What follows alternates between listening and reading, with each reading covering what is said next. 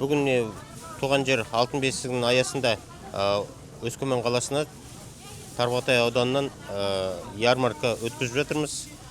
Бүгін өзіміздің таза өнімнен, сиыр етінен 4,5 тоннадай, жылқы етінен 1,5 тонна, 1 тоннадай балығымызды әкеп жатырмыз. Қой еті бар, және сүт өнімдері бар. Бәрі арзандатылған бағамен саудаланып жатыр. Енді туған жер алтын бесігінің аясында кеше үлкен концертімізді өткіздік, сол жерде көрмемізді көрсеттік. Бүгінде тағы осы облыс тұрғындарына, осы әсіресе Өскемен қаласының тұрғындарына шараларымызды өткізіп жатырмыз. Жәрмеңкеге әдейілеп келдім. Жаңа міне жылқының етін алдым. 3100-дан жылқының етін алдым. Сиырдың еті де бар, қой еті де бар, басқа еттер де бар. Өте қолайлы, өте арзан халыққа. Сондықтан өзіміздің облыс әкімшілігіне, Тарбағатай әкімшілігіне рахмет. Осындай халықтың жағдайын ойлап, осындай жәрмеңке ұйымдастырып жатқанына.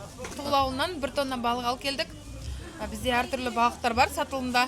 Шортан, табан, көксерке, тартылған балық еті бар.